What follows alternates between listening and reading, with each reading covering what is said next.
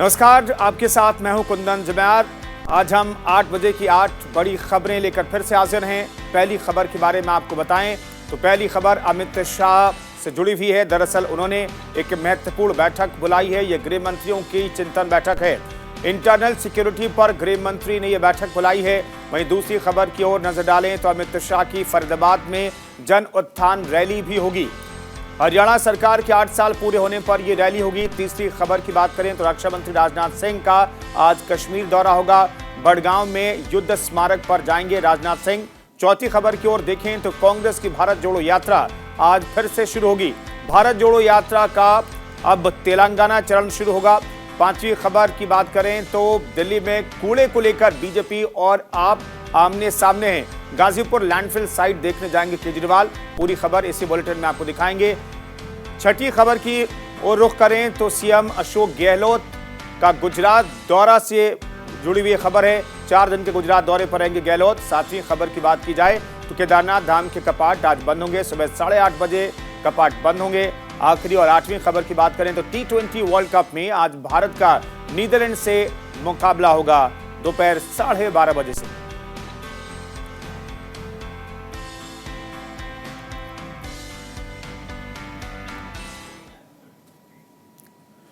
तो बड़ी खबर इस वक्त आपको बताते हैं। अमित शाह ने गृह मंत्रियों की एक अहम बैठक बुलाई है। इंटरनल सिक्योरिटी पर गृह मंत्री ने यह बैठक बुलाई है। प्रधानमंत्री नरेंद्र मोदी भी इस बैठक में जुड़ेंगे।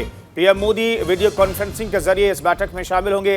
हरियाणा के सूरजकुंड में आज और कल बैठक होगी। सभी राज्यों के गृह मंत्रियों को न्योता भेजा गया है। सभी राज्यों के गृह मंत्री इस इंटरनल सिक्योरिटी की बैठक में शामिल होंगे।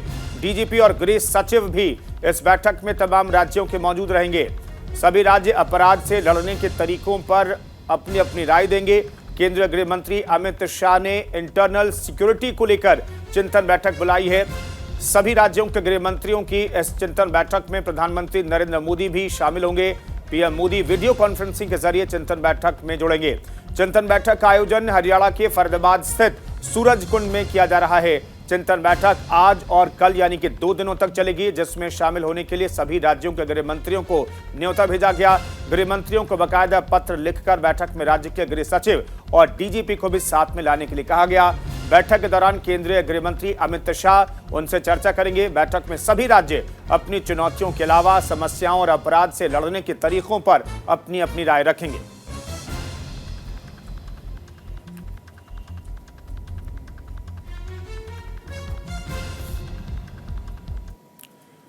अमित शाह की फरीदाबाद में जन उत्थान रैली होगी। हरियाणा सरकार के 8 साल पूरे हुए हैं और इसी मौके पर फरीदाबाद में यह रैली होगी। अमित शाह इस रैली को संबोधित करेंगे। लोकसभा चुनाव के मद्देनजर शाह की बड़ी रैली बताई जा रही है। रैली को ऐतिहासिक बनाने की कवायद भी पूरे हफ्ते चली है। रैली में शामिल हो सकते हैं 50,000 से ज्यादा लोग। केंद्रीय गृह मंत्री अमित शाह की आज हरियाणा के फरीदाबाद में जन उत्थान रैली होगी। हरियाणा में बीजेपी गठबंधन सरकार के 8 साल पूरे होने पर यह रैली आयोजित की जा रही है।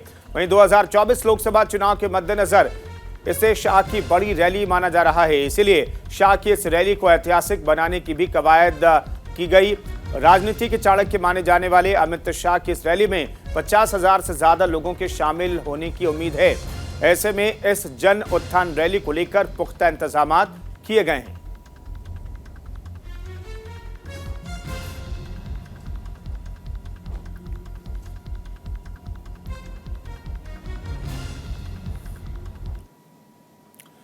रक्षा मंत्री राजनाथ सिंह का आज कश्मीर दौरा होगा। बड़गांव में युद्ध स्मारक पर जाएंगे राजनाथ सिंह। इस वक्त की बड़ी खबर आपको बता रहे हैं। भारत पाक युद्ध में शहीद सैनिकों को श्रद्धांजलि देंगे राजनाथ सिंह। 28 अक्टूबर को लद्दाख भी जाएंगे देश के रक्षा मंत्री राजनाथ सिंह। LAC की मौजूदा स्थिति की समीक्षा करेंगे। देश के रक्षा मंत्री राजनाथ सिंह आज कश्मीर दौरे पर रहेंगे। तय शेड्यूल के मुताबिक राजनाथ सिंह बड़गांव स्थित युद्ध स्मारक पर भारत पाक युद्ध में शहीद जवानों को श्रद्धांजलि अर्पित करेंगे। इसके बाद रक्षा मंत्री सैन्य कमांडरों के साथ उत्तरी कश्मीर में LOC पर सेना की शरदकालीन रणनीति का भी जायजा लेंगे। कश्मीर दौरे के बाद 28 अक्टूबर को रक्षा मंत्री राजनाथ सिंह लद्दाख जाएंगे और चीन के साथ सटी LAC यानी कि वास्तविक नियंत्रण रेखा की मौजूदा स्थिति की समीक्षा भी करेंगे।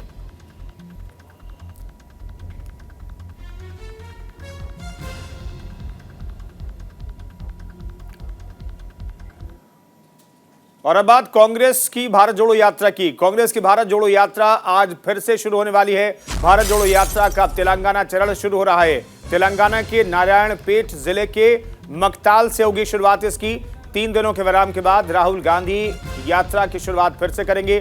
कांग्रेस पार्टी को मजबूत बनाने और देश भर में लोगों को पार्टी के साथ जोड़ने के मकसद से शुरू हुई कांग्रेस की भारत जोड़ो यात्रा आज फिर से शुरू होगी। दिवाली के चलते 3 दिनों के विराम के बाद राहुल गांधी आज फिर भारत जोड़ो यात्रा की शुरुआत करेंगे। भारत जोड़ो यात्रा का अब तेलंगाना चरण शुरू होगा। राहुल गांधी के नेतृत्व में आज तेलंगाना के नारायणपेट जिले के मकताल से भारत जोड़ो यात्रा की शुरुआत होगी। राहुल गांधी आज सुबह हैदराबाद पहुंचेंगे और यात्रा में शामिल होंगे। बता दें कि भारत जोड़ो यात्रा कर्नाटक के रायचूर से निकलने के बाद 23 अक्टूबर को सुबह गुडेबेलूर के रास्ते तेलंगाना पहुंची थी और पैदल मार्च के बाद रविवार दोपहर से 26 अक्टूबर तक 3 दिनों का विराम यात्रा में था।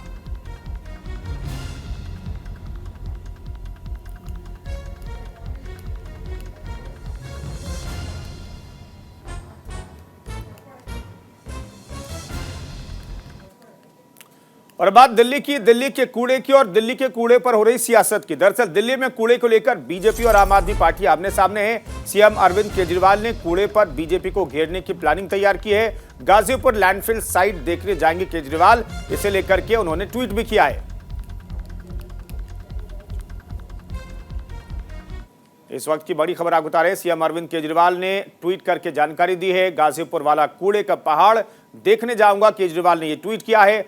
दिल्ली निगम चुनाव से पहले आम आदमी पार्टी ने आक्रामक तेवरों के साथ कूड़े को लेकर बीजेपी का घेराव शुरू कर दिया है।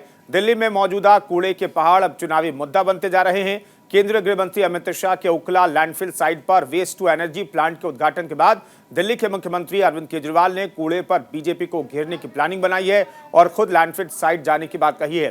केजरीवाल ने ट्वीट कर कहा है कि वो आज गाजीपुर वाला कूड़े का पहाड़ देखने जाएंगे।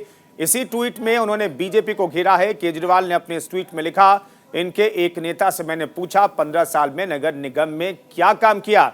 शर्माते हुए उसने 2 काम बताए। पहला 3 बड़े कूड़े के पहाड़ बनाए और दूसरा पूरी दिल्ली को कूड़ा कूड़ा कर दिया। इसलिए अब इनका गाजीपुर वाला कूड़े का पहाड़ देखने जाऊंगा, आप भी आइएगा। ये ट्वीट किया है दिल्ली के मुख्यमंत्री अरविंद केजरीवाल ने।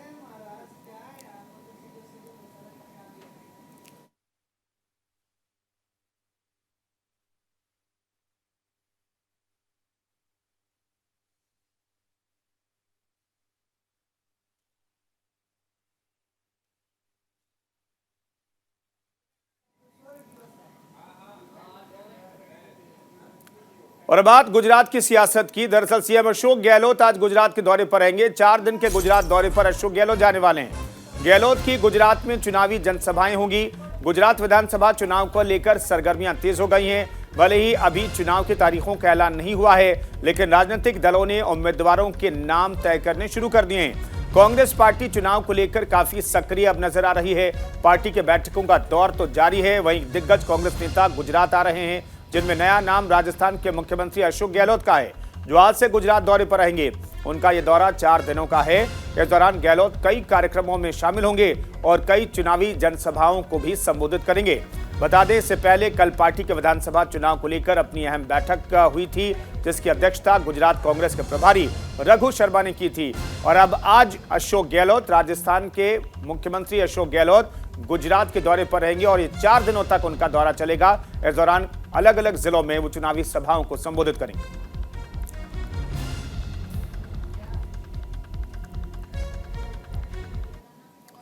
और अब केदारनाथ धाम से जुड़ी हुई बड़ी खबर। केदारनाथ धाम के कपाट आज बंद हो जाएंगे।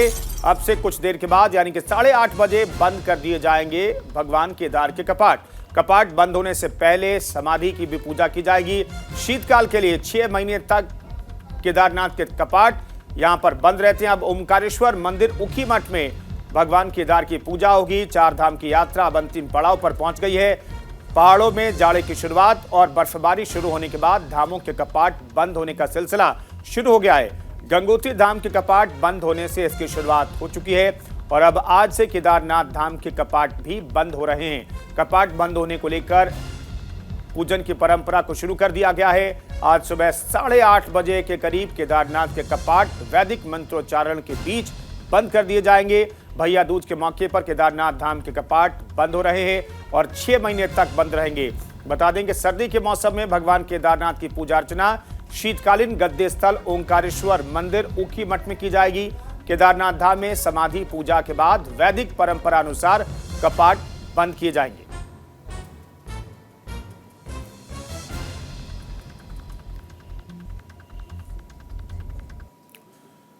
और अब बात खेल के मैदान की। T20 वर्ल्ड कप में आज भारत का नीदरलैंड से मुकाबला होगा। भारत नीदरलैंड में पहली बार ये T20 मुकाबला होगा। दोपहर 12:30 बजे मैच की शुरुआत होगी। इस वक्त की बड़ी खबर, सिडनी क्रिकेट ग्राउंड में यह मैच खेला जाएगा। भारत ने पिछले मैच में पाकिस्तान को करारी शिकस्त दी थी। भारतीय क्रिकेट टीम का आज T20 वर्ल्ड कप में दूसरा मुकाबला है। भारत आज नीदरलैंड से भिड़ेगा। दोनों टीमों के बीच यह मैच सिडनी क्रिकेट ग्राउंड में खेला जाएगा। मुकाबला भारतीय समयानुसार दोपहर 12:30 बजे शुरू होगा।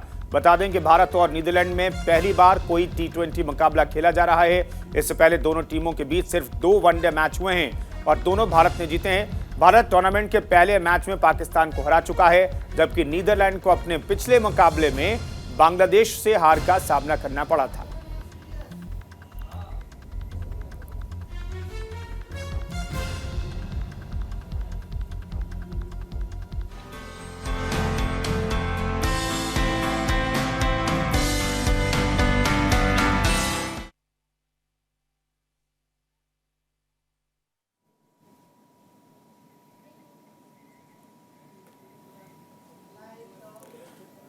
तो वॉर मेमोरियल की तस्वीरें हम आपको दिखा रहे हैं, जहां पर आप देख सकते हैं सीडीएस अनिल चौहान की तस्वीरें भी आप देख सकते हैं। यहां पर वॉर मेमोरियल पर कार्यक्रम की तस्वीरें हम आपको दिखा रहे हैं। सीडीएस भी यहां पर पहुंचे हैं और ये सीधी तस्वीरें हम आपको वॉर मेमोरियल पर आयोजित कार्यक्रम से जुड़ी हुई दिखा रहे हैं। शौर्य दिवस के मौके पर वॉर मेमोरियल पहुंचे सीडीएस और सेना के जवान अधिकारी वहां पर मौजूद हैं, जिसकी सब तस्वीरें इस वक्त हम आपको दिखा रहे हैं।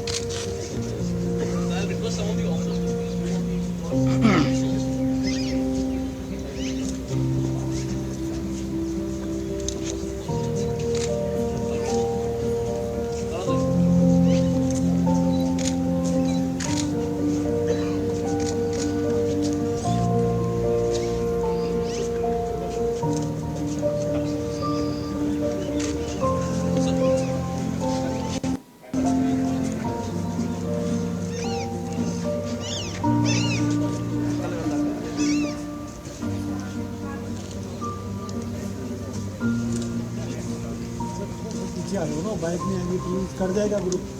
सर पीछे आ जाओ थोड़ा, बैग इतना बड़ा नहीं।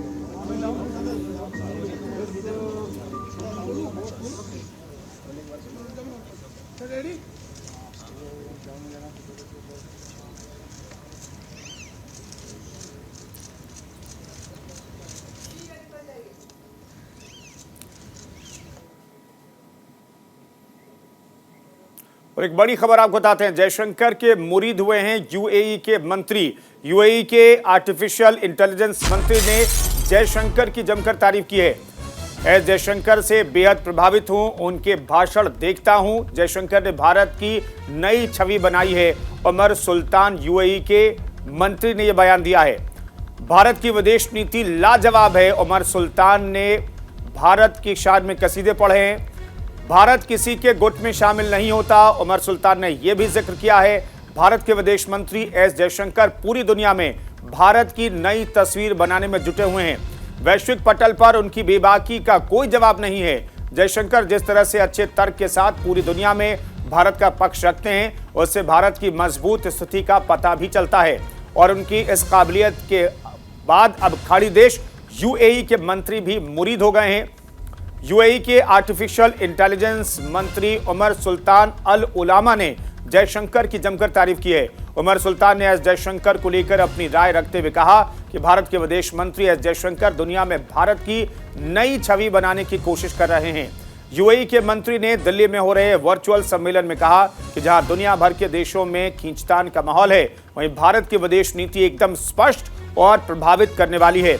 उमर सुल्तान ने 37 देशों के प्रतिनिधियों के सामने कहा कि भारत की फॉरेन पॉलिसी लाजवाब है और भारत किसी के गुट में शामिल नहीं होता है।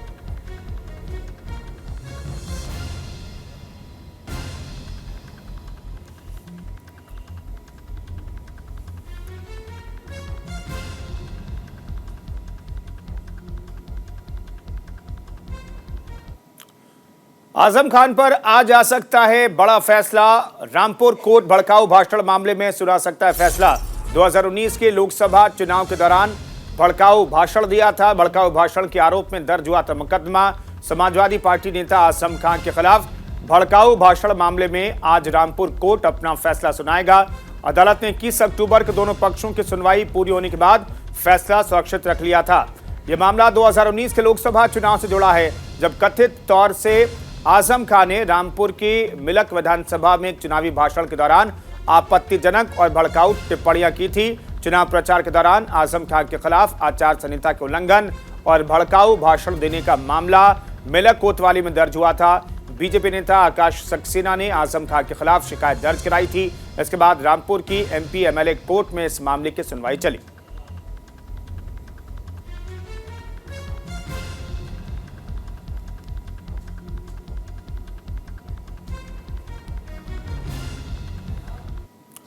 और अब बात बिहार की सियासत की। अनंत सिंह की पत्नी के लिए चुनाव प्रचार करेंगे नीतीश कुमार। मोकामा में नीलम देवी के लिए वोट मांगेंगे मुख्यमंत्री नीतीश कुमार। विधानसभा उपचुनाव में खड़ी है नीलम देवी। आरजेडी के टिकट पर चुनाव लड़ रहे नीलम देवी, लेकिन उनके लिए चुनाव प्रचार करेंगे मुख्यमंत्री नीतीश कुमार। बिहार की मोकामा विधानसभा सीट पर उपचुनाव हो रहा है। महागठबंधन और बीजेपी के लिए साख की लड़ाई बन गई है। इस उपचुनाव में नेताओं के बनते बिगड़ते नए रिश्ते के समीकरण देखने को मिल रहे हैं।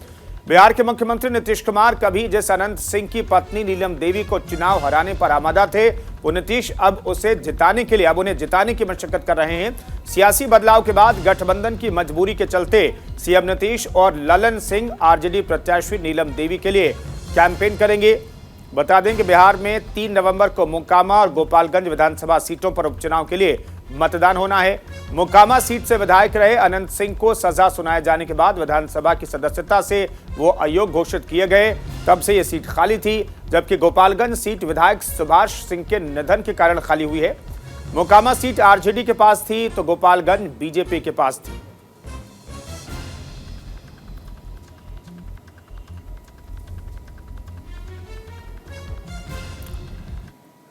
वहीं झारखंड के मुख्यमंत्री हेमंत सोरेन ने छठ महापर्व को लेकर घाटों के निरीक्षण किया है। उन्होंने कांके डैम और राजभवन छठ घाट का दौरा किया। इस दौरान सीएम ने घाट की साफ सफाई, श्रद्धालुओं की सुरक्षा, बिजली की व्यवस्था को लेकर अधिकारियों को कई दिशा निर्देश दिए। मुख्यमंत्री हेमंत सोरेन ने कहा कि लोक आस्था के इस पर्व को लेकर कई तरह की तैयारियां हुई हैं, जिसे लेकर पदाधिकारियों को निर्देश दिए गए हैं ताकि छठ व्रतियों को किसी भी तरह की समस्या न हो।